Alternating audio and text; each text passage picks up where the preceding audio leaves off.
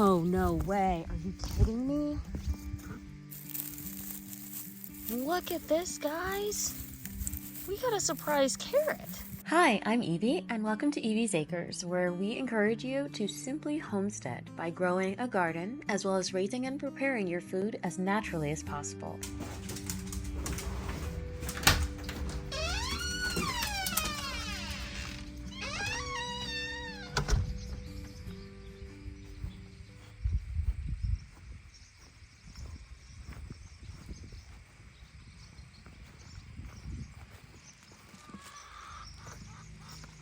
Oh, this looks interesting. Does she have a mouse? Let's see.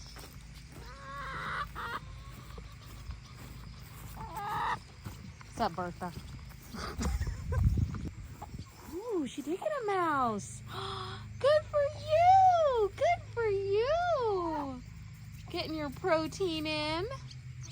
Wow, good job. Yeah, girl, don't let them get your mouse. I'm sure you worked hard for that. Hey, ladies, I'll be moving you in a moment. Hi, gents. I'll be moving you guys in too. Of course, always a Buff Orpington lagging behind the team, behind the group. But she wants to follow me because I have bread. Leftover English muffins. Yes, girls, I'm coming.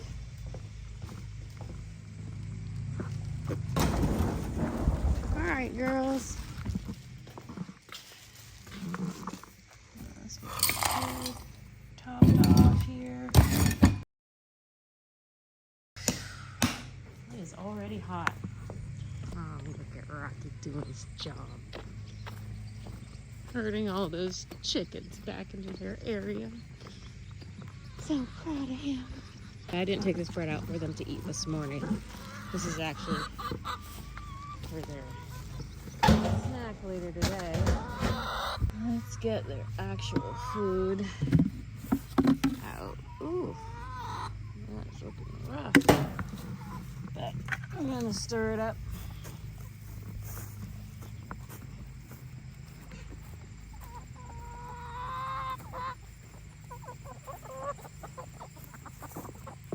Oh, who's laying eggs outside the area again?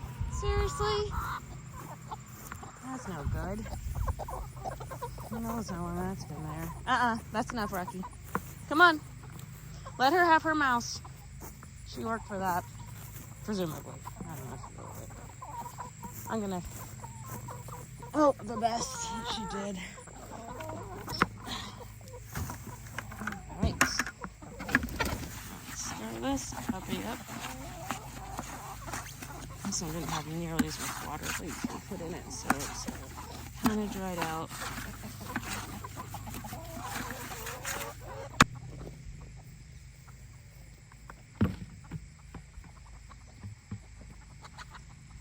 Alright, there's your food.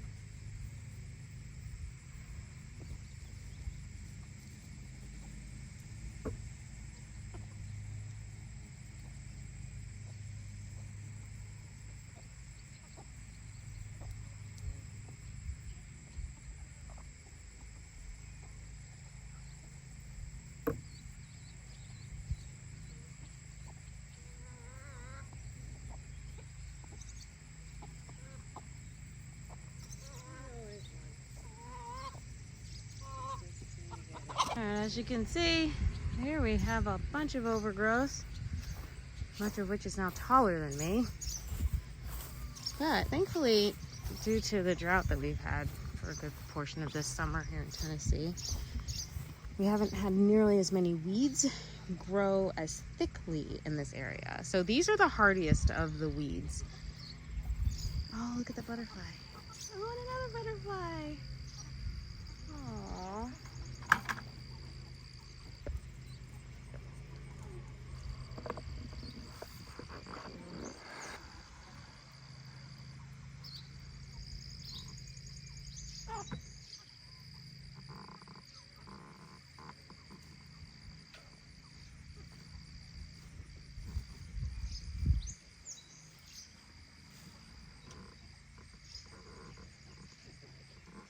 Within the next couple of weeks, my son and I are going to take all this down and hopefully clear out any non-burnable items that we know are in here. I know I've seen a few pieces of metal in there, what looked like car parts. I mean, I have no idea what the previous resident was doing over here, but it was not not good. So yeah, we're gonna take care of that.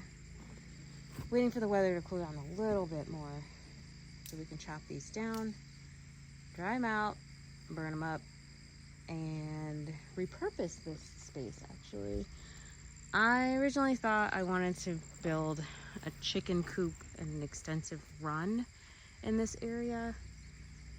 Now that I see how rocky the ground is below the grass, like within an inch or two of the grass, I don't think I want to do that anymore. So I am reevaluating that proposition. Around the same time that we clear this out, we're also going to clear away that tree and brush that's next to the shed. Because the other idea I have is to renovate that shed into a chicken coop. I have to repair the roof. There's actually quite a bit in there that needs to be repaired. I want to replace the door. I'm probably going to actually knock out some of the walls even. I know that some of it's rotten from the inside. So we're going to completely gut probably that shed and turn it into a really nice coop and add a run extension to it. My goal with that is to basically have a really good central place for the chickens to stay during the winter months, because it does get quite cold, and when we have snow, it's definitely not convenient to move their coop or their chicken tractors. But at the same time, I really don't want their fecal matter to just pile up in such a small space, and they don't necessarily want to be out in the snow all the time. I mean, it really does get below zero here sometimes, and I just think this would be a much safer option for them. And then as for this pile of wood chips that I waited years, honestly. I signed up for chip drop, I don't know, probably 2, maybe 3 years ago, back when we were in Florida. And then as soon as we moved here to Tennessee, I updated my information in hopes of getting a chip drop here. And I finally got one several months ago. Like, yeah, I just don't want to be that person who, it's a year later and now I'm going to actually deal with my pile. I mean, my son started moving some of it over to the red clay area over there to try and fill in some of the potholes that have been created, and also just cover the red clay. And my thought was I wanted to lay down a nice thick layer of the wood chips so that we could have a good spot for our little mini orchard of apple trees and elderberry bushes and all that good stuff. Well, it just didn't quite happen as planned. So instead, what I believe we're going to do is, in this garden area, which, as you can see, it gets lots of shade in the morning, and it's about 10 o'clock in the morning. This is a lot of shade. Given that the sun comes up in the summertime, it comes up around 6 a.m. That's about 4 hours of just shade for these guys. We have a lot of weeds growing through the weed barrier. That is in part because of just overgrowth, weeds growing through the fencing, and just the weed whacking not being kept up as it should have been. Also, our cats, ever since we started letting them stay outside more, I've noticed that they've been scratching at the weed barrier quite a bit, so they're creating holes that these weeds can peek through and therefore spread. So yeah, there's a lot of weeding that needs to happen here. Once that's done, my goal is, I'm debating whether to actually recover, like use additional weed barrier to cover these areas between the raised beds, or to just pile a bunch of wood chips down. And I'm kind of thinking the latter. I'm debating a little bit on that, but I know we need to do something for sure. I don't want to leave this as it is. I'm not comfortable with, I mean, look at that. And I actually did weed this area, it's probably a month ago now, but look how much grass has grown in here. It's ridiculous. And some of these are those weeds that get really, really thick and have like a red stem. And like, look at this. Oh, this is even worse. So I lowered this fencing to allow my son space to be able to do more weed whacking, which he just never got around to for whatever reason. And now we have grass growing onto this fencing. Like it's so overgrown. It's horrible. So yeah, look at that. It's bad. It's really bad. I wonder maybe it would be better to just even rip out all of the weed barrier and just mow. I don't know. But I gotta figure it out. And I need to clean up some of this stuff too. Like some of that like PVC, this clear plastic that I was using for the mini greenhouse that got torn up in the storms. I gotta throw that away. We're not using that ever again. I don't care for the quality. It's just, look at that. Like, it's just broken apart. It's not worth the money, in my opinion. So, but yeah, like I gotta get this cleared out. Also, my green stalks, 2 of them had the strawberries and onions in them. And those strawberries, as you can see, are almost all dead. Or maybe they're dormant. I don't know what you call that, but they're not thriving right now. One of the green stalks, I actually did put some seedlings in here a few months ago. I have not been keeping up with it. I haven't watered it. I mean, the mint is still thriving, kind of. It still smells great, which is awesome. The basil is not, I mean, everything's kind of yellowing. I think this is a broccoli, maybe? I don't know. Yeah, but, oh, and this looks like this basil is actually going to seed. It's starting to flower. So, yeah, I see this. So, gotta go. But yeah, so I need to get on top of this. I missed my garden. I missed coming out here. I mean, I've really only come out to harvest the onions and when we had strawberries, the strawberries. And those onions have been really good. I've used them in recipes for the bakery, which has been awesome.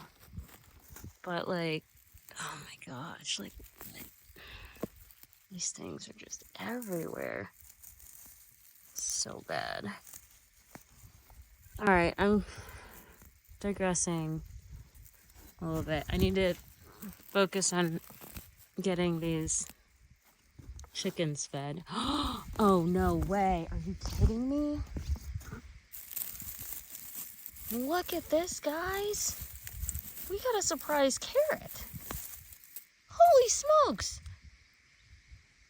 That is too funny. I think I planted this. I think I sowed this seed last year. I don't know. Was it dormant that whole time? That's incredible. Oh, let me see if I get this focused. Oh my goodness. That is awesome. I'm excited to try it. Okay. Well, I'm glad I did go through this little bed here. That's up. See? She's clawing it, and it's just creating bigger holes in here. It's creating bigger holes, and that's... We love it. But anyway, okay. Well, yay. That brings me joy. I'm going to go ahead and water and feed these chickens over here. And yeah, I'll go ahead and take care of that.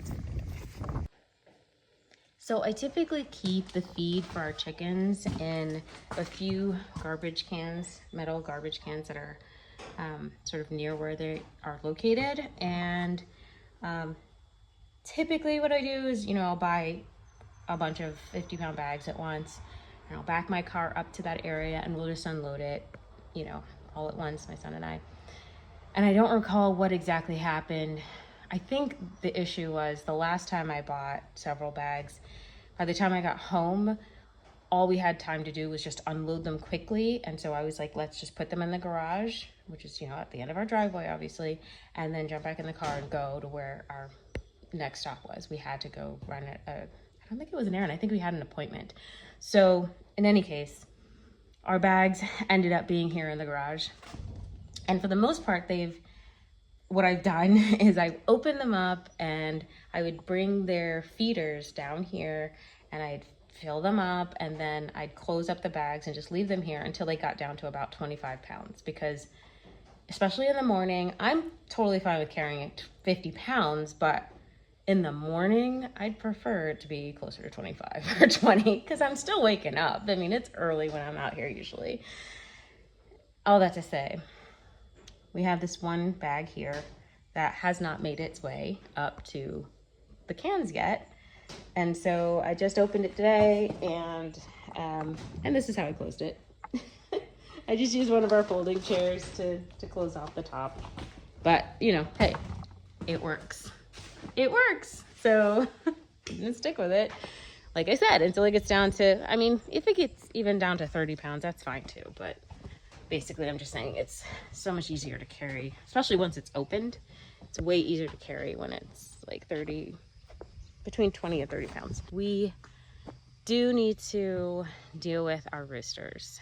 I've posted online a couple places, more than a couple places actually, offering these roosters, and no one's biting. Nobody wants them. I understand roosters can be loud. They can be rude sometimes too. They can also be really useful, but I know that I really don't want to deal with, I'm definitely not going to deal with 11 roosters on my property. That's not happening, period. Unless they're meat birds and I'm raising them with an end goal of processing them after a certain number of weeks. But these roosters, these are what are known as heritage breeds, which means that they're dual purpose. So they can be raised for meat. The roosters can be raised for meat. The hens can be raised for eggs and meat. And when the rooster and the hen get together, they can produce offspring that are also really hardy, dual-purpose heritage breeds that tend to carry on the same characteristics of their parents. Unlike hybrid breeds of chickens, which if you put them together, you kind of don't know what you're going to get. You're unlikely to get an exact copy of either parent, because usually hybrid chickens are a hybrid. They're a mixture of multiple chickens, sometimes 3, 4, or 5 different breeds all combined together. So all that to say, of these 11 roosters, I am considering keeping one of the Plymouth Barred Rock and one of the Buff Orpingtons. I would like to continue those 2 breeds on my property for those reasons I just mentioned. Dual purpose, heritage breeds, and I just think they're really pretty birds too. I like the buff color. I love the black and white of the Barred Rock. And the other bias I have, honestly, too, is when we got our very first flock of hens in Florida a few years back, those were my 2 favorite breeds. They were from a backyard mix that our neighbors sold to us, but at least 2 of them were predominantly, if not fully, Plymouth Barred Rock, and one of them was, in fact, I believe she was a Buff Orpington. And they were just the sweetest hens. I love those girls. I miss them. They were so cute. They were so funny and entertaining. They definitely had spunk and personality.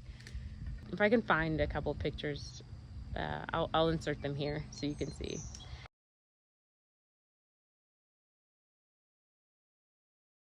far as these roosters are concerned, let me back up. As far as the hens are concerned, the younger hens, 100% keeping them. We have, I believe there are 8 of them. I think there are 6 Plymouth Barred Rock and 2 Buff Orpingtons. Of the roosters, yeah, I think I'll see about keeping 1 Buff Orpington and 1 Plymouth Barred Rock once we get them moved out of their current digs. They definitely need more space. And so they are getting large enough to where I'm not too concerned about them, like what I call phasing through the fencing. Because again, I know it's dumb. It's been over a year. I've had this electrical fencing and I have not actually electrified it. I know that sounds ridiculous. Okay. I have my reasons and maybe I'll go into that in a different video. But for right now, I'll just say that for the most part, I don't have a real issue with the chickens completely free ranging on our property. I'm actually totally fine with that as long as they stay out of my garden and as long as they're not eating food from the meat birds. That was the biggest issue I was having with the hens this last round of meat birds that we raised. A couple of the hens, well, it was 3 in particular, would always escape and run over to where the meat birds were eating. And to the point where even when I would keep the food for the meat birds inside of their chicken tractor, these hens had the audacity to still go inside and just chow down. I'm like, and at that point, during that time, I was still giving them like way too much food, honestly. I was giving them more food than they needed. They were eating that food, but then they'd go over to the meat. I'm like, girls, you are not deprived. Like, you get all the mineral, like you get what you need. What are you doing? You're just greedy. They're greedy. I have some greedy hens. Anyway, keeping the hens, keeping the Plymouth Rock and Buff Orpington hens, 100%. Planning to integrate them with our older flock of hens within the next couple weeks. And the timing of that is intentional because they should begin laying around mid to late August. And I would really like for them to be exposed to the older flock of hens, get that pecking order out of the way, but also for them to see that, you know, these hens are laying eggs. And oh wait, this is something I'm supposed to do too. So let's get on it, right? Like, definitely want to increase the egg production on our property. These roosters, I can't seem to sell them or even give them away. So I have resolved that, again, I'm going to figure out which one of each breed I want to keep based on their temperament. And the remainder, we'll let them mature out another 4 to 6 weeks until it's time to put them in the freezer. So, yeah. And if you've been curious to know why I haven't talked about or featured anything related to the 3 roosters that I was featuring quite a bit over this like fall, winter, and early spring, namely Tyrone, Jojo, and Tony, it's because those 3 roosters ended up in the freezer. And that's because Jojo, he was always kind of iffy because his mom, who is a leghorn, is still around. She's still in our flock. I was always hesitant about keeping him unless I could keep him separate from her because I didn't want him mating with her. And that just became more and more difficult as I tried to balance which of the other 2 roosters to keep, because I really wanted to keep Tony. I called him, for Tony Stark, like Tony Chicken, Iron Chicken, because we originally called them Jojo in the Avengers. I never actually named the other hens an Avenger name, but you know, Tony got one because it was just easy to come up with. He was so protective of his flock, which was great. But the problem was he attacked me on multiple occasions. Really specifically 3 occasions, and 2 of those occasions drew blood. Now, I know after that first time that I should have probably culled him right then and there. Not right then and there, but that should have been a signal to me right then to plan his trip to the freezer. But I let it go because I really, really was determined to keep him. He was the only Buff Orpington rooster we had. And I just wanted to believe that no, it was just a fluke, no big deal, it's fine. It wasn't a fluke. He did it again, and the second time was an even deeper cut along my legs. And at that point I knew it was over for him. Now Tyrone was actually the hardest one for me to come to grips with, because he honestly is the most beautiful rooster I've ever owned, and he was really good with his flock. I'm not saying he was 100% perfect by any means, but in general he was very good at signaling to me when another chicken was in distress or needed help. You know, he was not really a rooster to crow just to crow. I mean, he would crow to make his presence known a couple times a day, and then that was it. Like, for the most part, any other time he crowed, it was because something was amiss. And unfortunately, he attacked my son on not one but two occasions. And the first time it happened, I just sort of was like, okay, listen, I just coached my son, listen, you have to make sure that when you're around any of the roosters, you have a strong stance. You let them know that you're the dominant, you're the, you know, obviously you're bigger, but you need to make that very clear. And so, you know, even when he did that, Tyrone just, he wouldn't stop. That's why those three roosters ended up being isolated together in a chicken tractor for a number of weeks until I was ready to process them. And so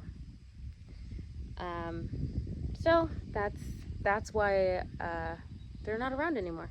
You don't hear them or hear me talk about them. And finally, I guess while I'm on this vein of talking about chicken processing,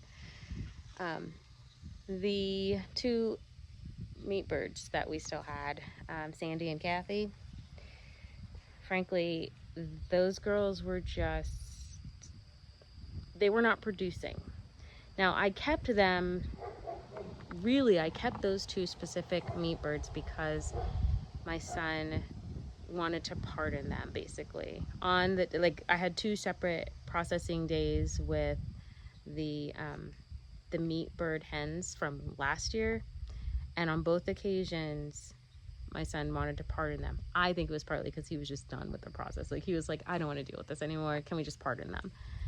And, you know, frankly, I was kind of tired too. I remember specifically being just a bit worn out, you know, and thought, okay, you know what? That's fine. We'll keep them. I know that they lay eggs. We can at least keep them for eggs.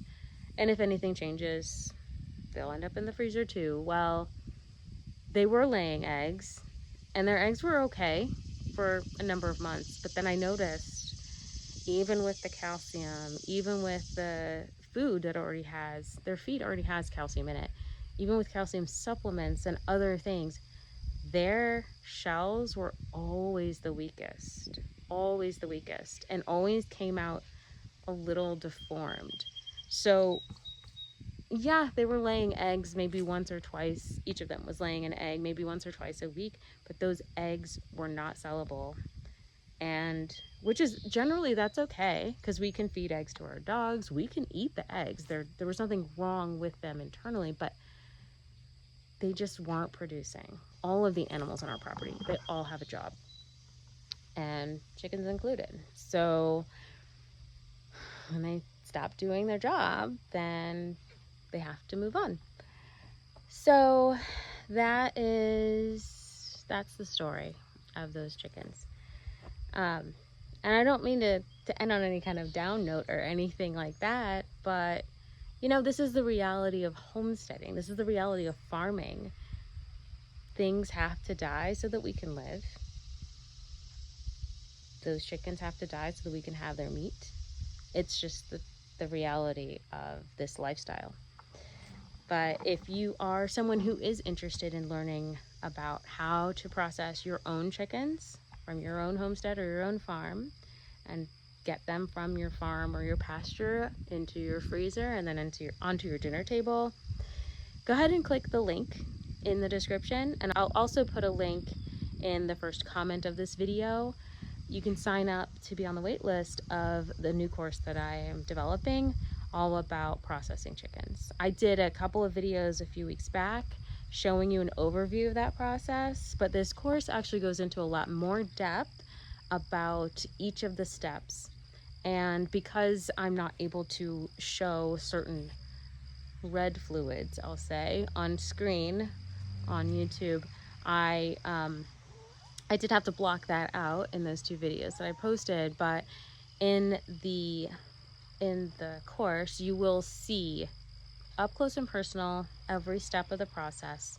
There will be a number of downloadables available, including checklists of items to purchase, links on where to access those things at different levels depending on your budget, as well as ideas for alternative ways to also process chickens that may speed up the process for you. If you are someone who's looking to process, say, 50 chickens in a day and you have a team of people to do it, getting something like an electronic plucker, which I'll insert a picture here of what that looks like, rather than plucking the feathers from your chickens by hand, which is what I do manually with all of my processing. That's something you would want to look into. And so I cover all of that information. The course also includes some ideas on what to do with every part of the chicken, and so that none of it goes to waste. I included some recipes as well. I hope that you'll check it out.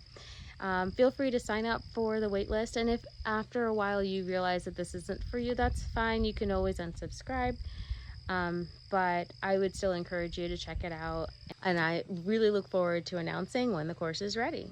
So outside of that, I will say that I have also developed a couple of materials that I'm putting up on my website by the middle of next month, related to raising chickens overall in general, and I hope you'll check that out as well. But I encourage you, above all, sign up for the Evie's Acres newsletter.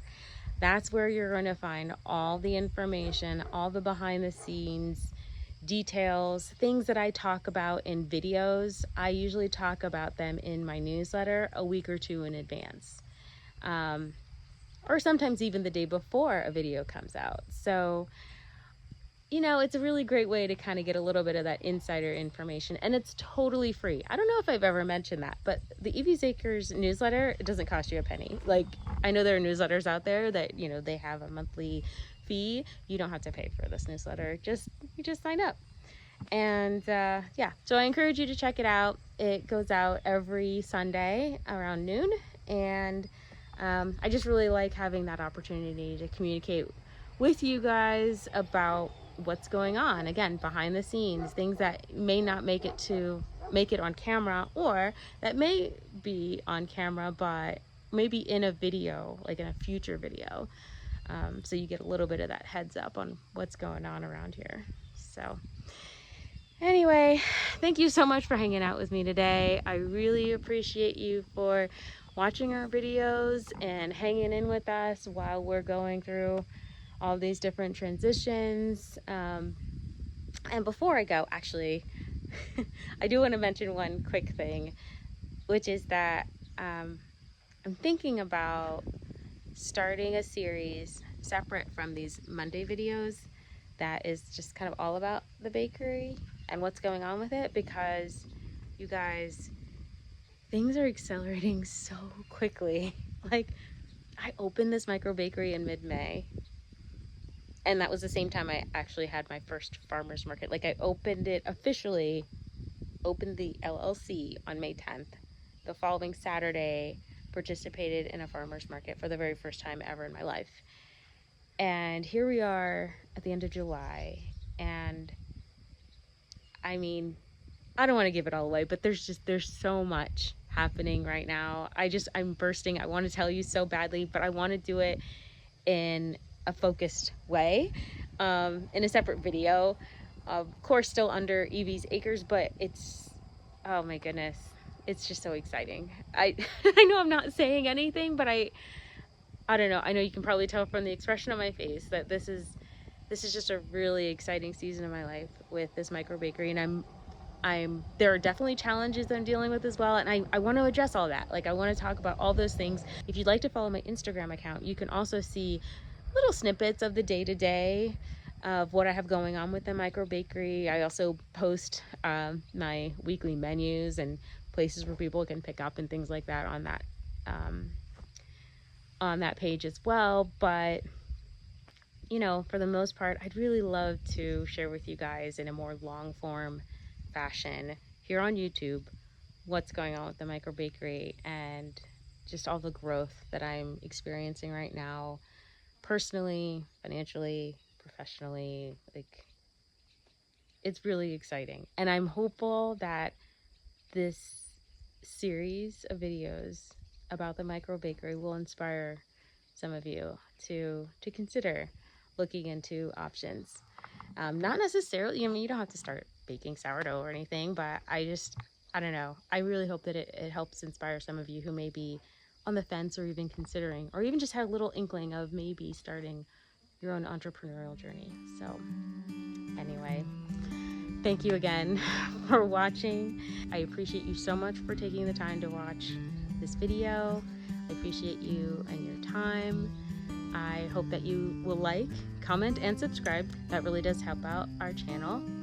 And it does help, especially when you share, to get the word out to more people about what we have going on here. Be blessed and be a blessing to others. Until next time.